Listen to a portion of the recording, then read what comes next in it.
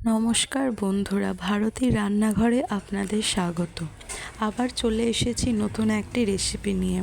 তো আজকের রেসিপিটি হচ্ছে কাঁচকলার কোপ্তা। তো প্রথমে কাঁচকলাটাকে ছাড়িয়ে ভালো করে সেদ্ধ করে নিতে হবে। তো এবার সেদ্ধ করা কাঁচকলার মধ্যে পেঁয়াজ কুচি, আদা লঙ্কা বাটা, জিরে ও ধনে বাটা, সামান্য পরিমাণে নুন, হলুদ ও পরিমাণ মতো বেসন দিয়ে ভালোভাবে মেখে নিতে হবে।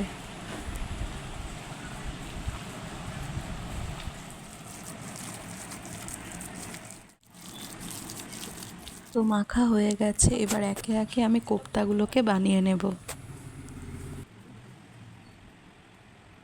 কোপ্তাগুলো সব বানানো হয়ে গেছে। তো এবার চলুন রান্নার দিকে যাওয়া যাক। কড়াইয়ে প্রথমে সর্ষের তেল দিয়ে দিলাম। তেলটা গরম হয়ে এলেই এবার আমি আলুগুলো দিয়ে দেব, দিয়ে ভালো করে ভেজে নেব।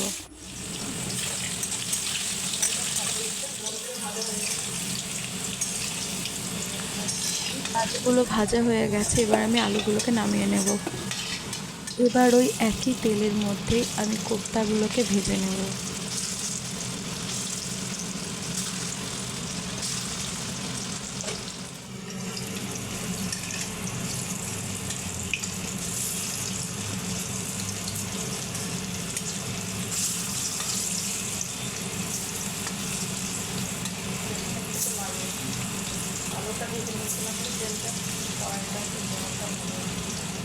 তো কোপ্তাগুলো দেখতেই পাচ্ছেন লাল হয়ে ভাজা হয়ে গেছে। তো এবার এগুলোকে নামিয়ে নেব।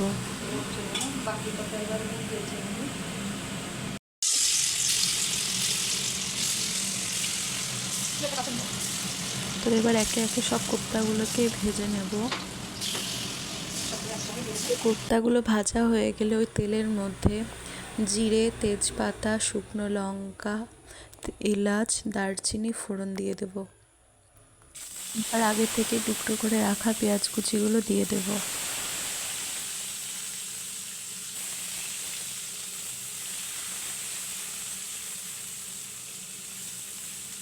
এবার পেঁয়াজটা ভাজা হয়ে গেলেই আমরা তার মধ্যে টমেটোগুলো দিয়ে দিচ্ছি।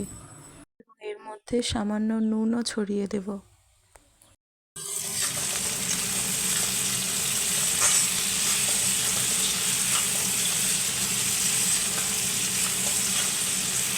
তো এবার একে একে দিয়ে দেব আদা ও লঙ্কা বাটা, জিরে ও ধনে বাটা, হলুদ গুঁড়ো,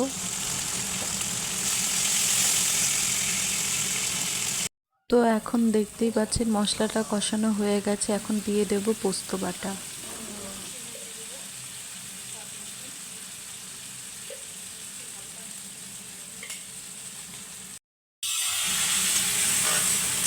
এবার ভেজে রাখা আলুটা মশলার মধ্যে দিয়ে দেব।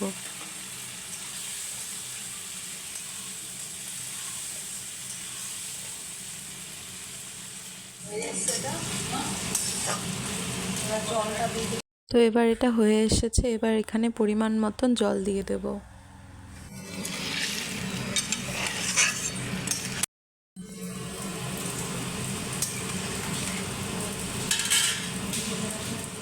তো আলুটা সেদ্ধ হয়ে আসলে এবার একে একে আমি কোপ্তাগুলো দিয়ে দেব। আলুটা সেদ্ধ হওয়ার পরেই কোপ্তাগুলো ঝোলে দেবেন, নয়তো ভেঙে যেতে পারে।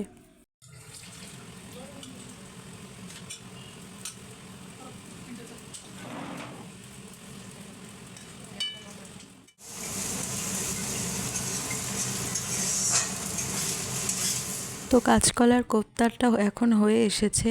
এখন আমি ওপর থেকে গরম মশলা বাটা ছড়িয়ে দিচ্ছি ও সামান্য একটু ঘিও ছড়িয়ে দেব। তা আজকে এই কাঁচকলার কোপ্তা রেসিপিটি আপনাদের কেমন লাগলো অবশ্যই জানাবেন। আরও বিভিন্ন ধরনের রান্নার রেসিপি দেখতে চাইলে আমার চ্যানেলটি অবশ্যই সাবস্ক্রাইব করে দেবেন ও পাশে থাকবেন। তো আজকের মতন এখানেই শেষ করছি। ধন্যবাদ।